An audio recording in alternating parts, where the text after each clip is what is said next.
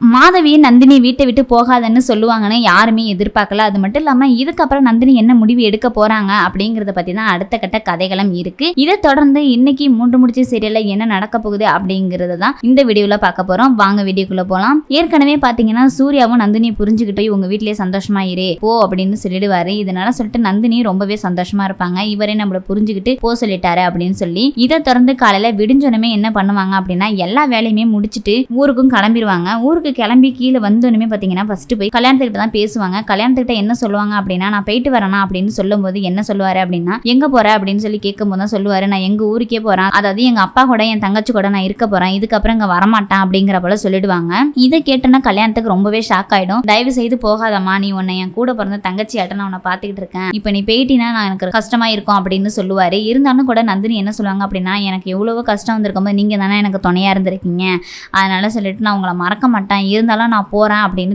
பிடிவாதமா இருப்பாங்க. கல்யாணமே என்ன சொல்லுவாரு அப்படின்னு பாத்தீங்கன்னா நான் போய் சின்னையாவை கூப்பிட்டு வரேன், அப்பதான் நீ சும்மா இருப்ப அப்படின்னு சொல்லிட்டு சொல்லும் போதுதான் நந்தினி வந்து சொல்றாங்க என்ன போக சொன்னதே வந்து சூர்யா சார் தான், அதனாலதான் நான் போறேன் அப்படிங்கிற போல சொல்லிடுவாங்க. சொன்னனே வந்து கல்யாணத்துக்கு ஷாக் ஆயிடும்.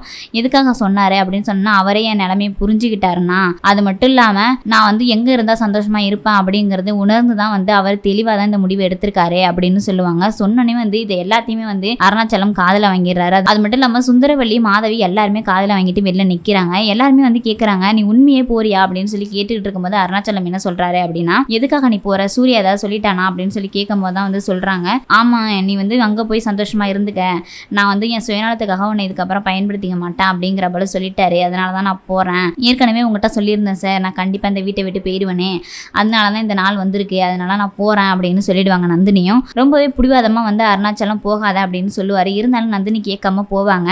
அந்த நேரத்துல தான் வந்து மாதவி என்ன யோசிப்பாங்க அப்படின்னா நந்தினி வந்து போயிட்டா அப்படின்னா கண்டிப்பா வந்து சூர்யாவுக்கு வந்து இன்னொரு கல்யாணம் பண்ணி வைக்க பார்ப்பாங்க அம்மா, இன்னொரு பணக்கார விட்டு பொண்ணை தான் கல்யாணம் பண்ணி வைப்பாங்க, அவ வந்துட்டானா நம்ம வந்து செல்லா காசா போயிடுவோம் அப்படின்னு சொல்லி யோசிப்பாங்க. இவ இங்க இருந்தாதான் வந்து வேலைக்காரையாவும் இருப்பான், மருமக அப்படிங்கிற பேரும் இருக்கும், நம்மளும் இங்க ராஜாங்கம் பண்ண முடியும் அப்படின்னு சொல்லி யோசிப்பாங்க.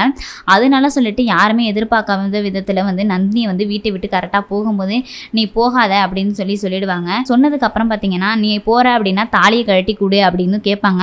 ஏன்னா எப்பவுமே வந்து சூர்யாவை பிடிக்கல அப்படின்னாலும் அவன் தாலிக்கு மதிப்பு கொடுப்பா, அதுக்காவது இருப்பா அப்படின்னு சொல்லி மாதவி ஒரு பிளான் போட்டு நந்தினி கிட்ட கேட்கறாங்க. இருந்தாலும் நந்தினி வந்து என்ன பண்ண போறாங்க அப்படிங்கறத பத்தி தான் அடுத்த கட்ட கதைகளமா இருக்கு. இதை தொடர்ந்து மாதவியால தான் நந்தினி வீட்டுக்கு திரும்பி வருவாங்க அப்படிங்கிற போலதான் கதைகளும் இருக்கு. வெயிட் பண்ணி தான் பார்க்கணும் எந்த மாதிரியான ட்விஸ்ட்டை வச்சிருக்காங்க அப்படின்னு சொல்லி. இதை பத்தின கருத்துக்களை உங்க கமெண்ட் பாக்ஸ்ல சொல்லிடுங்க. அது மட்டும் இல்லாம இது போல சீரியல் ரிவ்யூஸுக்கு நம்ம பெரிய சேனலை மறக்காம லைக் அண்ட் ஷேர் பண்ணுங்க, சப்ஸ்கிரைபும் பண்ணிடுங்க.